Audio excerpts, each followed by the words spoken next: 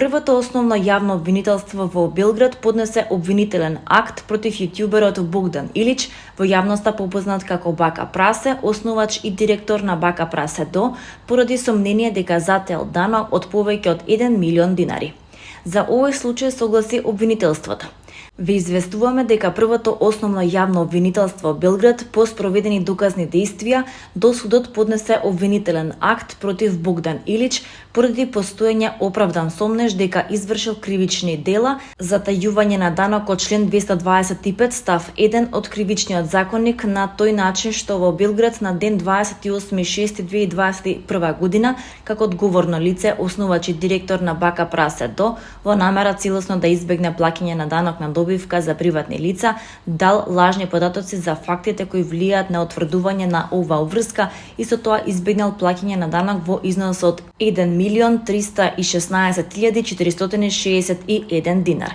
На првиот основен суд во Белград му е предложено по одржување на главниот претрес и изведување на доказите за обвинетиот Богдан Илич да се прогласи за виновен поради извршено кривично дело за тајување на данок од член 225 став 1 од кривичниот законник и за обвинетиот да се изрече казна затвор во траење од 1 година, која нема да се изврши доколку обвинетиот во рок од 3 години не направи ново кривично дело, како и парична казна во износ од 100.000 динари, стои во соопштението. Поранешен помошник на принцот од Велс изјави дека најтешкиот период за наследникот на британската круна Вилијам бил откако на принцесата од Велс и бил диагностициран канцер, пренесе BBC. Во интервју за 60 минути Австралија, Джейсон Кнауф, поранешен извршен директор на Кралската фондација на Вилијам и Кейт, рече: "Беше ужасно, апсолутно ужасно. Тоа беше најтешкото нешто за него откако го познавам. За неколку недели да дознаете дека и вашата сопруга и вашиот татко имаат канцер. Не можев да верувам во тоа. На кралот и принцесата од Велс минатата година се лекуваа од канцер. Кейт сега е во ремисија, а Чарлс е на лекување.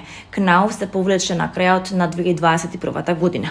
Диагнозата на Кейт беше објавена во март минатата година, а Кнауф рече: "Проблемот беше што сите овие луди теории на заговор започна во позадина на интернет. Дали навистина беше болна, но тие не сакаа веднаш да кажат дека има канцер, бидејќи не им кажале на децата и се уште размислувале како да им кажат на децата."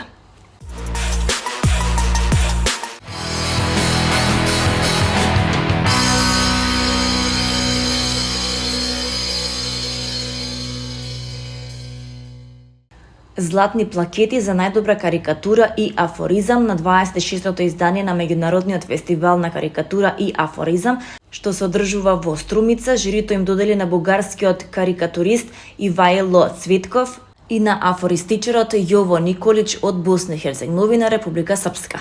Сребрена плакета за карикатура доби Олег Хуцол од Украина, а бронзана плакета македонскиот карикатурист Миле Манчевски.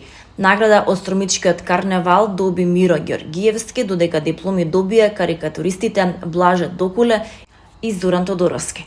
Во категоријата афоризам сребрена плакета жирито му додели на Зоран Јовановиќ од Србија, а бронзана плакета на Мирослав Средановиќ исто така од Србија. Дипломи им се доделени на Миле Ѓурковски од Македонија и Веселен Зидаров од Бугарија, а наградата од Струмичкиот карневал ја доби Атанас Крлевски. Изложбата од годинашниот меѓународен фестивал на карикатура и афоризам ќе биде отворена на 3 март во рамките на Струмичкиот карневал, кога ќе им бидат врачени и наградите на најуспешните.